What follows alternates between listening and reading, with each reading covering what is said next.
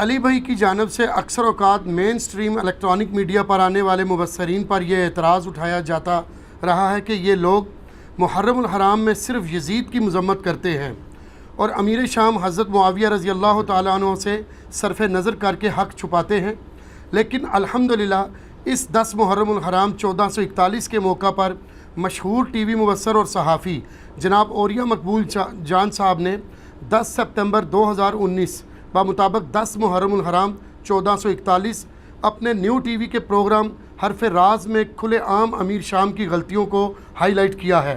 Please اس موقع پر کم از کم ان کی تعریف کر دیں۔ جی ہم تو تعریف کرتے ہیں جی، پہلے بھی تعریف کرتے ہیں۔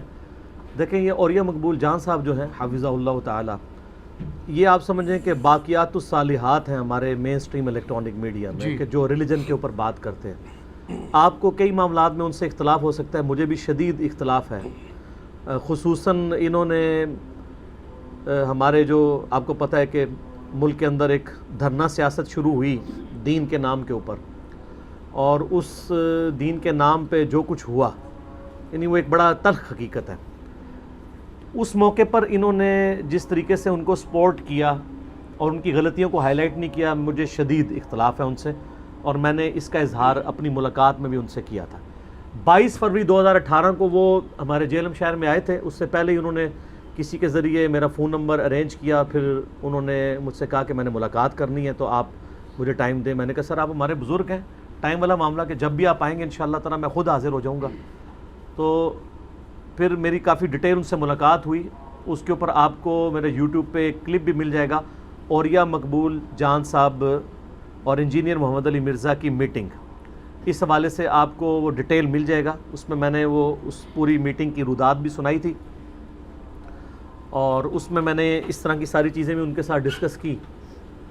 اس ڈسکشن کے دوران مجھے ایک چیز بڑی کھل کر سامنے آئی کہ جو اوریہ مقبول جان صاحب ہیں انہوں نے خلافت و ملوکیت پڑھی ہوئی ہے مولانا مودودی رحمہ اللہ تعالیٰ کی، اس لیے ان کو یہ سارے معاملات کلیئر ہیں، اور مجھے کہنے لگے کہ میں نے خلافت و ملوکیت کے حوالے سے تمہارے جتنے لیکچرز ہیں وہ آلموسٹ دیکھے ہیں، خصوصاً مولانا اسحاق مدنی رحمہ اللہ تعالیٰ المتوفیٰ 2013 عیسوی، ان کے ساتھ جو میرا 1 to 1 40 کوسچنز کا کوسچن آنسر سیشن ہوا تھا، وہ کہتے ہیں میں نے بڑے غور کے ساتھ سنا ہے، اس لیے مجھے یہ سارے معاملات کلیئر ہیں، ان کو یہ پورے کے پورے ایشوز کلیئر ہیں۔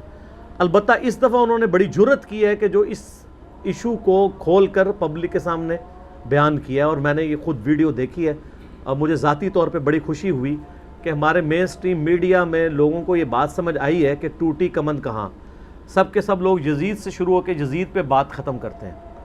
میں نے پہلے بھی کئی دفعہ عرض کیا کہ یزید تو اس سسٹم کا نمائندہ بن کے سامنے آیا ہے جس سسٹم میں بگاڑ اس سے پہلے آ چکا ہوا تھا۔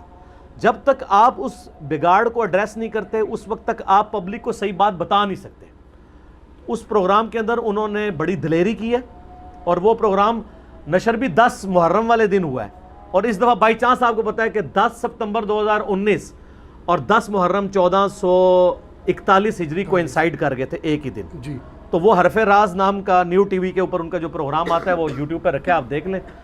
اس میں انہوں نے بڑی دلیری کے ساتھ یہ بات کی کہ خلافت راشدہ 30 سال ہے، جو میں نے اکثر اوقات اپنی حدیث کی روشنی میں جتنے لیکچرز ہیں اس میں بیان کی ہے کہ ابو داؤد ترمذی میں حدیث موجود ہے، نبی علیہ السلام نے فرمایا کہ میری وفات کے بعد خلافت علی منہاج النبوہ 30 سال تک رہے گی۔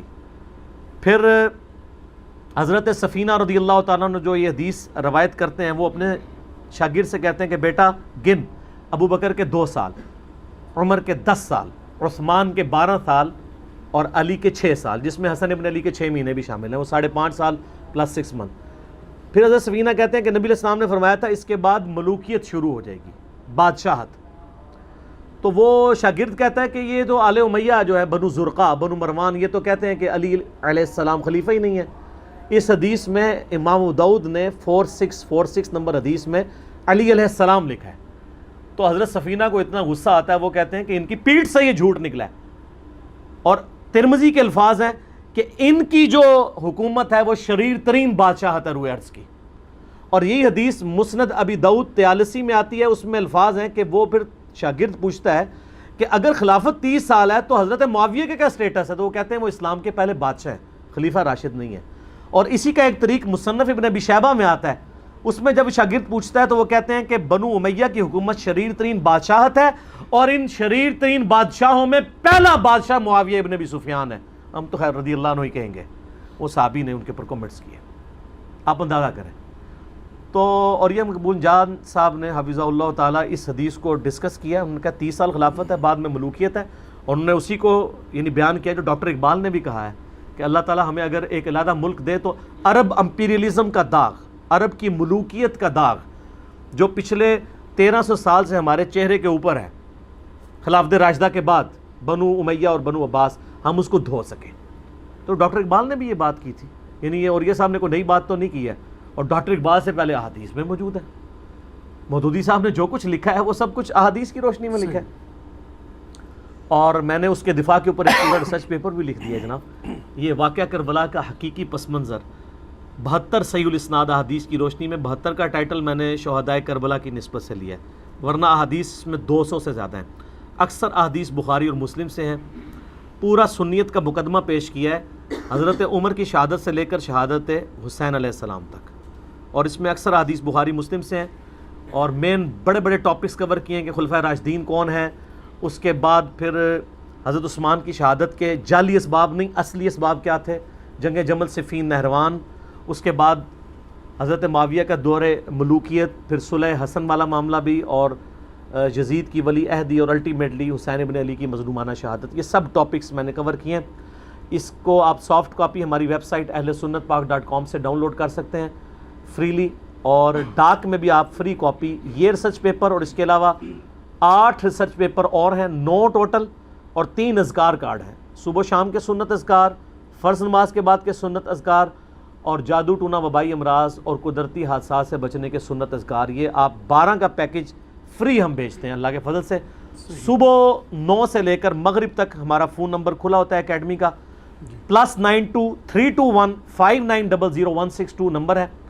پاکستان میں کریں گے تو 0321-5900162 رابطہ کریں, اور ٹیکسٹ میسج بھیج کے آپ مفت ایک اپنا سیٹ منگوا سکتے ہیں.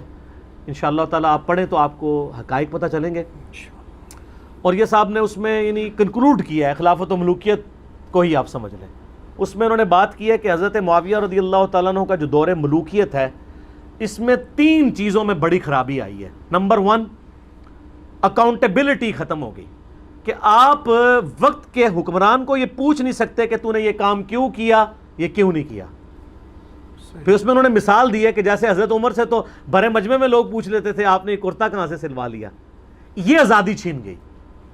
دوسری چیز انہوں نے کہی کہ جو مال غنیمت اور بیت المال ہے اس کو مس یوز کرنا شروع کر دیا گیا, اپنے چاہنے والوں کو تحائف سے نوازنا شروع کر دیا گیا. جو مسلمانوں کی ملکیت تھی جس کو خلفائے راشدین کبھی مس یوز نہیں ہونے دیتے تھے, اپنی ذات کے لیے بھی نہیں. اب کئی واقعات ابو بکر, عمر, عثمان و علی رضی اللہ عنہم اجمعین وعلیہم السلام اجمعین کے آپ کو مل جائیں گے, وہ آج ذکر کرنے کی ضرورت نہیں ہے. اور تیسرا انہوں نے کہا کہ انہوں نے جو یہ نظام حکومت تھا اسے اپنی خاندان کی میراث سمجھ لیا اور اپنے بعد اپنے بچے کو ولی عہد نامزد کر دیا. یہ 3 بڑی خرابیاں انہوں نے گنوائی ہیں. ان خرابیوں کے اوپر میرے ماشاءاللہ تعالی گھنٹوں کی ویڈیوز موجود ہیں. ایک ویڈیو میں ضرور ریفر کروں گا, اور وہ ہے رپلائی ٹو مولانا الیاس قادری آن حضرت معاویہ رضی اللہ تعالیٰ عنہ. 2 گھنٹے کی ہے. جب یہ فتنہ اٹھا نا بے گناہ بے خطا معاویہ معاویہ نعوذ باللہ من ذالک, تو میں نے اس کے جواب پہ ایک کاؤنٹر نیریٹو دیا تھا. بخاری اور مسلم سے احادیث بیان کی تھی, عام کتابوں سے نہیں, اور میں نے بتایا تھا یہ تو بالکل جعلی نعرہ ہے. وہ آپ میری ویڈیو دیکھ لیں تو اس میں نے 2 گھنٹے میں یہ سارے کے سارے ایشوز کو ریزالو کیا. لیکن چونکہ اب اوریہ صاحب نے یہ بہت بڑی بات کی ہے, عام لوگوں نے تو شاید اس کو اوور لک کر دیا ہو. اب جب میری یہ ویڈیو چڑھے گی تو اوریہ صاحب کی بریکٹس کے اندر لوگ جو ہے نا وہ عزت افزائی کریں گے انورٹڈ کامرس میں. تو میں اس لیے ان کی 3 باتوں کو سپورٹ کرنے میں درجنوں حدیثیں پیش کر سکتا ہوں, لیکن میں 3 باتوں پہ 3 ہی حدیث پیش کروں گا, ہر ایک کے ثبوت میں ایک حدیث جو مجھے یعنی زبانی فی البدی یاد ہے. اور وہ 3 احادیث ہماری مین سٹریم کی اہل سنت کی کتابیں جو یہاں پہ پڑھی نہیں ہوئی, صرف پڑھی ہوئی بھی ہیں, علماء کے شوکیسوں میں تو پڑھی ہوتی ہیں، پڑھی نہیں ہوتی. کیوں؟ کیونکہ نہ میں وہابی نہ میں بابی، میں ہوں مسلم علمی کتابی. نہ ہم سو کالڈ وہابی ہیں، کوئی علمی بات کرے اسے کہتے ہیں یہ وہابی ہے، اور نہ ہم بابوں کا دفاع کرنے والے بابی ہیں، ہم علمی کتابی مسلمان ہیں. یہ جو انہوں نے بات کی نا کہ بیت المال کا مس یوز ہونا شروع ہو گیا، مسلمانوں کا جو مال تھا وہ مس یوز ہوا، اس کو سپورٹیو حدیث ہے صحیح مسلم میں انٹرنیشنل نمبر کے مطابق 4776، آپ کھول کے پڑھ لیں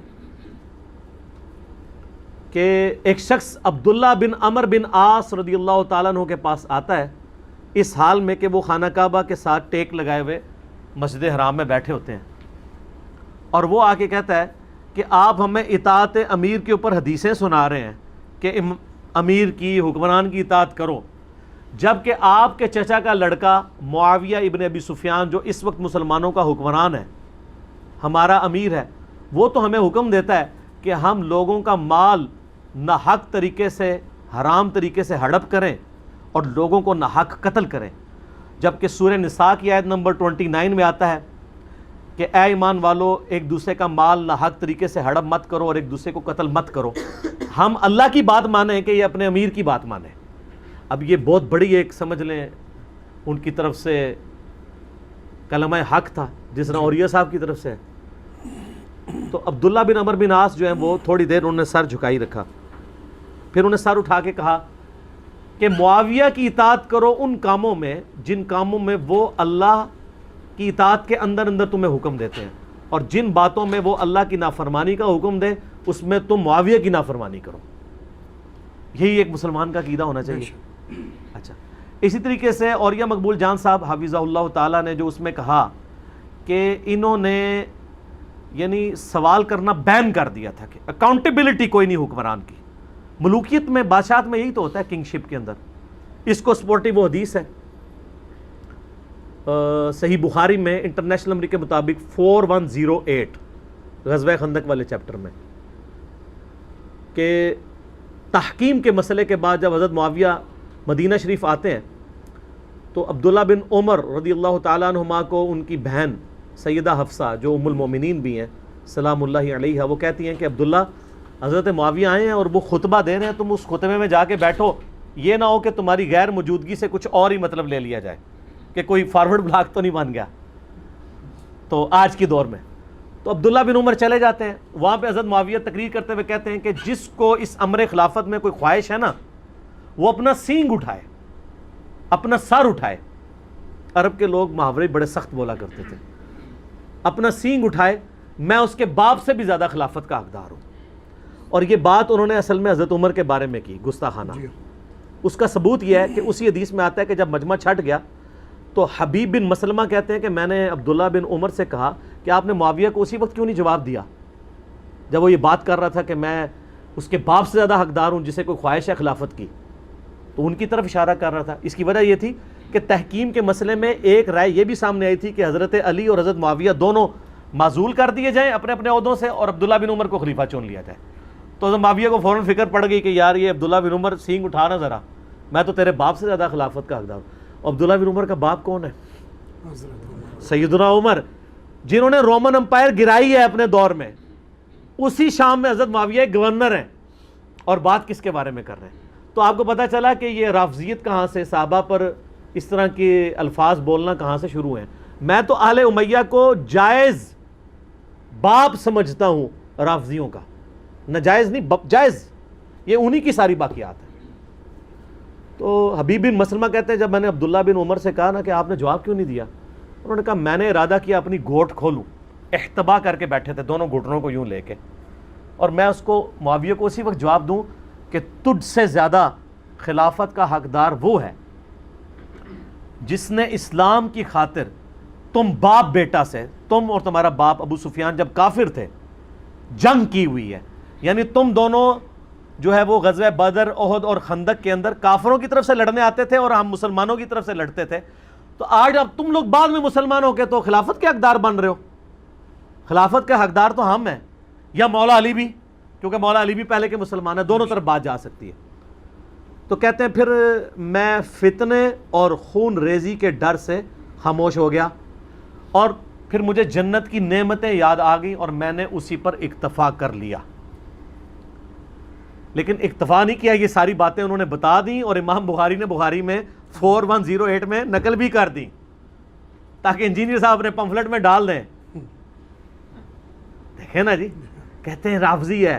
میں نہیں سر، نا بخاری مسلم کو، رافضی کو، مجھے نہ کہو، تاکہ ہم آپ پر منکرین حدیث ہونے کا فتویٰ لگائیں. ہم آپ سے کربلا اور صفین اور نہروان اور جمل نہیں ڈسکس کریں گے، حجیت حدیث کا مقدمہ ڈسکس کریں گے. صحیح. اچھا، تو جنگ جمل صفین نہروان بھی میں نے الحمدللہ اس کے اندر کور کی ہوئی ہے. اس کے بعد وہ راوی کہتا ہے کہ عبداللہ بن عمر نے خاموشی اختیار کر کے اپنی عزت بھی بچا لی اور اپنی جان بھی بچا لی. بے شک. تو جب حکمران سے آپ کو عزت اور جان کا خطرہ ہو تو وہ حکمران کیا ہوتا ہے؟ وہ بادشاہی ہوتا ہے. جی.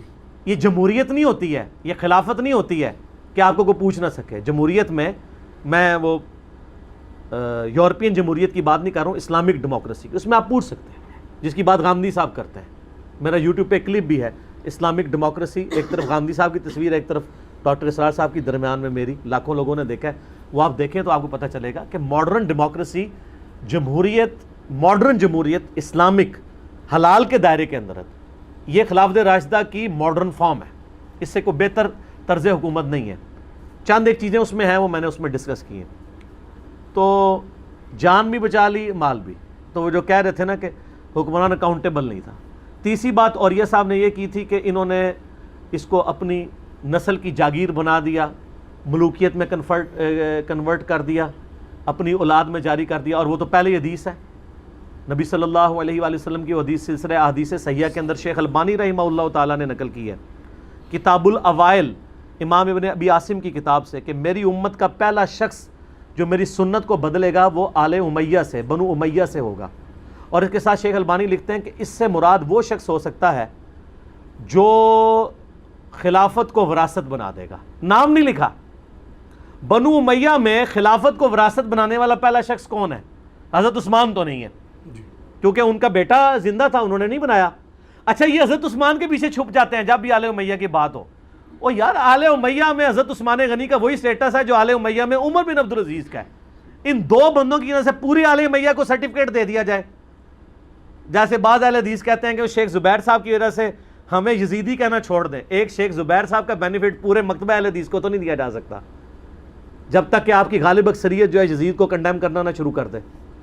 وہ تو زبیر علی صاحب کو کریڈٹ ملے گا نا، جنہوں نے یزیدیت کو ننگا کیا ہے. جی. یہاں پہ بھی حضرت عثمان کے پیچھے نہ چھپیں، بڑی پرسنالٹیز کے پیچھے نہ چھپیں. اپنے گناہوں کو چھپانے کے لیے حضرت عثمان کی ڈھالنا استعمال کریں. ٹھیک ہے. تو سیدنا عثمان غنی رضی اللہ تعالیٰ عنہ نے اپنے بچے کو خلیفہ نہیں بنایا. اب شیخ البانی نے یعنی ڈائریکٹ نام تو نہیں لکھا لیکن اشارہ دے دیا. یہ محدث اعظم البانیہ اور محدث اعظم سعودیہ ہیں، شیخ ناصر الدین البانی المتوفیٰ 1999 عیسوی، جن کی تحکیم آپ احادیث کے اوپر پڑھ رہے ہوتے ہیں، یہ حدیث صحیح ہے، یہ ضعیف ہے، یہ شیخ البانی. تو پہلا شخص وہ ہے. اور دوسری طرف حسن ابن علی کو مولا علی نے نامزد نہیں کیا. مسند ابی یعلا میں صحیح سند سے ہے کہ مولا علی خطبے کے لیے چڑھے. میں نے یہ ساری باتیں، پریشان نہیں ہونا، اس پمفلٹ میں ڈالی ہوئی ہیں. اور کہا کہ میں نے نبی علیہ السلام سے سنا تھا کہ اے علی، کہ ایک شخص آئے گا جو تیرے سر کے خون سے تیری داڑھی کو رنگ دے گا، یعنی تجھے قتل کر دیا جائے گا. تو ایک شخص کھڑا، اس نے کہا اے امیر المومنین، ایسا شخص اگر ہمارے ہتھے چڑھ گیا تو ہم تو اس کو اور اس کی ساری اولاد کو ذبح کر دیں گے. حضرت علی نے کہا نہیں، میرے قتل کے بدلے میں اسی کو قتل کیا جائے جو قاتل ہے، اس کے گھر والوں کا کوئی قصور نہیں ہے. اور وہ بھی اگر میں مر جاؤں تو، اگر میں زندہ رہا تو میں فیصلہ خود کروں گا اس کے لیے. ٹھیک ہے. تو پھر اس شخص نے کہا کہ اے امیر المومنین، تو آپ اپنا خلیفہ کو نامزد کر دیں. تو انہوں نے کہا میں تمہیں ویسے ہی چھوڑ کے جاؤں گا جس طرح نبی علیہ السلام ہمیں چھوڑ کے گئے تھے، میں اپنا جانشین کسی کو نہیں بناؤں گا. تو پھر اس نے ایکسپلائٹ کیا، اس نے کہا امیر المومنین، آپ اللہ کو کیا منہ دکھائیں گے، آپ ہمیں بغیر امیر کے چھوڑ کے جا رہے ہیں. تو انہوں نے کہا اللہ تعالیٰ کو میں منہ یہ دکھاؤں گا کہ میں نبی کی سنت پہ عمل کر رہا ہوں، اور دوسرا اللہ سے میں عرض کروں گا کہ اے اللہ، اگر ان کے لیے کوئی خیر باقی رکھی ہے تو ان کو میرے بعد کوئی اچھا حکمران دے دینا، اور اگر تو نے ان کی تقدیر میں کچھ اور ہی فیصلہ کیا ہوا ہے تو میں تو اللہ تعالیٰ کو کوئی اس معاملے میں کچھ نہیں کہہ سکتا. تو میں تو نبی علیہ السلام کی سنت پہ عمل کروں گا. تو آل امیہ کا پہلا شخص ہوگا جو میری سنت کو بدلے گا. اور سنت کیا بدلی ہے؟ صحیح بخاری اٹھا کے دیکھ لیں, 4827 نمبر حدیث ہے, 4827 میں نے اس میں ڈالی ہوئی ہے. عبداللہ بن عمر, حضرت عمر کے بیٹے کے ساتھ جو حضرت معاویہ کا معاملہ ہوا وہ تو آپ نے سن لیا. اب ابو بکر کے بیٹے کے ساتھ سنیں کیا ہو رہا ہے. شیخین کے بیٹوں کے ساتھ یہ لوگ کیا کر رہی ہے آل امیہ. صحیح بخاری 4827, مروان بن حکم مسجد نبوی کے ممبر پہ چڑھا اور اس نے باتیں یعنی گفتگو کرنے کے دوران یزید ابن معاویہ کی تعریف کرنی شروع کی. حضرت معاویہ کے دور حکومت میں یہ گورنر تھا مدینے کا. تو اس نے کہا کہ اچھا یہ حدیث جو ہے نا صحیح بخاری میں بھی ہے اور تفسیر ابن کثیر میں بھی. سر تفسیر ابن کثیر میں سورہ احقاف کی تفسیر میں یہ حدیث آتی ہے. میرا یوٹیوب پہ ایک کلپ بھی ہے, آپ اگر وہ دیکھ لیں, اس میں نے یہ ساری جو ہے نا وہ ڈسپلے کروائی ہیں. ہاں, حضرت معاویہ رضی اللہ تعالیٰ عنہ امت کے ماموں, کوئی کہتے ہیں نا خال المومنین ہے, اس میں نے یہ ساری ڈسپلے کروائی ہیں, وہ آپ دیکھ سکتے ہیں. وہ بڑا وائرل ہوا ہے وہ والا کلپ. تفسیر ابن کثیر میں, قرآن کی تفسیر میں, کیونکہ اس میں قرآن کی ایک آیت بھی آتی ہے, وہ میں بخاری سے کوٹ کرتا ہوں. اور فتح الباری صحیح بخاری کی شرح میں اس کے سارے طرق انہوں نے جمع کیے ہیں, ابن حجر اسقلانی نے. تو وہ کہتا ہے مروان بن حکم, اللہ تعالیٰ نے امیر المومنین حضرت معاویہ رضی اللہ تعالیٰ عنہ کو یہ بات سجھائی ہے, وہ امت کے وسیع تر مفاد میں چاہتے ہیں کہ اپنے بعد اپنے بیٹے کو اپنا خلیفہ نامزد کر دیں. جس طرح آپ کے بھی یہاں پہ آ کے میرے عزیز ہم وطنوں کہہ رہے ہوتے ہیں لوگ, یہ میرے عزیز ہم وطنوں پہلے سے ہی چل رہا ہے امت کے وسیع تر مفاد میں, پاکستان کے وسیع تر مفاد میں. اسی لیے میں ملوکیت اور ڈکٹیٹرشپ کو دونوں کو سگی بہنیں سمجھتا ہوں, کیونکہ دونوں میں لینگویج ایک ہی یوز ہوتی ہے. ڈکٹیٹرشپ پہ بھی میرا یوٹیوب پہ ایک کلپ ہے, وہ دیکھ لیجیے گا. تو وہ چاہتے ہیں کہ اپنے بعد اپنے بیٹے کو خلیفہ نامزد کر دیں. تو امام بخاری اس کے بعد لکھتے ہیں کہ عبد الرحمن بن ابی بکر, حضرت ابوبکر کا بیٹا, کھڑا ہوا اور اس نے کچھ کہہ دیا. امام بخاری نے وہ نقل نہیں کیا, لیکن یہ بات ضرور تھی کہ وہ گل چوبے علیوں نے کی تھی. ٹھیک ہے, وہ چب گئی اگلے کو, کیونکہ اس کے بعد امام بخاری کہتے ہیں جب اس نے کچھ کہا تو مروان نے کہا پکڑو اس کو, فوراً گرفتار کرو, نیب کے حوالے کرو. آج کے دور میں ٹھیک ہے, فوراً نیب کے حوالے کرو اسے. تو عبد الرحمن بن بکر فوراً مسجد نبوی کے ساتھ ایڈجسنٹ حجرہ تھا سیدہ عائشہ کا, اس میں جا کے چھپ گئے. حضرت عائشہ زندہ تھیں. اب مروان کی اتنی جرأت تو نہیں تھی کہ وہاں پہ داخل ہوتا, ساری عوام خلاف ہو جاتی. تو اس کا غصہ ٹھنڈا نہیں ہوا. صحیح بخاری کے الفاظ ہیں, اس نے باہر سے کہا او ابو بکر کے بیٹے, تیرے بارے میں تو قرآن میں آیت نازل ہوئی ہے سورہ احقاف کی, کہ یہ شخص کہتا ہے اپنے ماں باپ سے کہ جو تم مجھے کہتے ہو کہ مرنے کے بعد زندہ کیا جائے گا, یہ اگلے لوگوں کی کہانی ہے. تو یہ جو کفریہ جملے اپنے ماں باپ کو جو بولتا تھا نا, تو تھا. استغفر اللہ. سیدہ عائشہ کو غصہ آیا, وہ پردے میں بولی کہ آل ابی بکر کے بارے میں کوئی آیت نازل نہیں ہوئی سوائے جو آیت میری برات کے لیے نازل ہوئی ہے سورہ نور میں, جب ان پہ تہمت لگی تھی.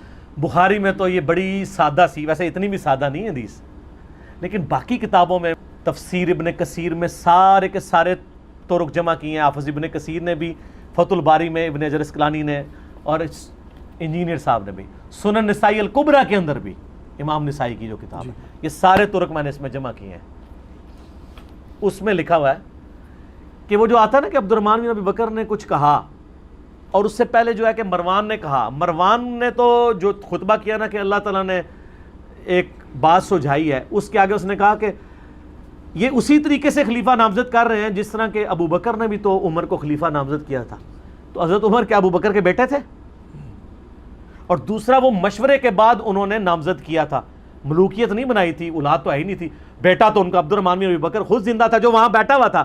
اسی کو تکلیف ہونی تھی نا کہ مجھے تو بیٹے خلیفہ نہیں بنایا گیا, خام خواہ تو کہہ رہے ہیں کہ ابو بکر نے بھی کیتا سی. ابو بکر نو ویسے ہی بچ لے آ رہے ہو. ابو بکر نے عمر کو بنایا تھا تو لہٰذا معاویہ یزید کو بنانا چاہتے ہیں. دیکھیں ان لوگوں کی مت کیسے ماری ہوئی ہوتی ہے, کس بات کو کہاں سے جوڑ دیتے ہیں. جب مت ماری ہے تو یہی بات. تو عبد الرحمن بن ابی بکر نے کچھ کہا, امام بخاری کہتے ہیں سنن نسائی الکبریٰ میں ہے, تفسیر ابن کثیر میں ہے سورہ احقاف کی ان آیات کی روشنی میں, اور مصنف ابن ابی شیبہ میں, فتح الباری میں. وہ کہتے ہیں کہ عبد الرحمن بن ابی بکر نے کھڑے ہو کر کہا کہ سیدھی طرح کہہ کہ تیرا امیر المومنین معاویہ ابن ابی سفیان کیسرو کسرا کے طریقے پہ چلنا چاہتا ہے، ابو بکر اور عمر کی سنت پہ نہیں. بہت بڑی پھکی تھی. تو ڈکار تو صحیح بنتے تھے، یہ کہنا صحیح بنتا تھا پڑھو انہوں. اور وہ جب حجرے میں گئے تو وہاں تو آتا ہے نا اس نے یہ بات کی، اس میں بھی آتا ہے. ادھر آگے الفاظ ہیں کہ حضرت عائشہ نے کہا اسکت، چپ کر، بکواس بند کر، آل ابی بکر کے بارے میں کوئی آیت نازل نہیں ہوئی ہے سوائے وہ جو میری برات میں. اور آگے الفاظ ہیں کہ مروان البتہ تیرے بارے میں اللہ کے نبی نے فرمایا تھا جب تو اپنے باپ کی پشت میں تھا کہ حکم پر لعنت، اس کی اولاد پر لعنت. مروان بن حکم تو اپنے باپ کی پشت میں تھا، اللہ کے نبی تجھ پہ لعنت کر کے گئے ہوئے ہیں. یہ انہوں نے پھکی دی نا آگے سے کہ تو میرے بھائی کے بارے میں کہہ رہا ہے، اصل میں تو تم لوگ لعنتی ہو. تو مروان کا بیٹا باپ حکم اور مروان کا بیٹا عبد الملک بن مروان، عبد الملک بن مروان وہ بھی خلیفہ، اس کے 4 بیٹے خلیفہ. ایک مروان کا جو ہے نا وہ صحیح نکلا ہے پوتا، اور وہ ہے عمر بن عبد العزیز بن مروان. اچھا یہ بھی دیکھیں، جو ملک اور عبد العزیز یہ بھائی تھے. مروان کے 2 بیٹے تھے، عبد الملک اور عبد العزیز.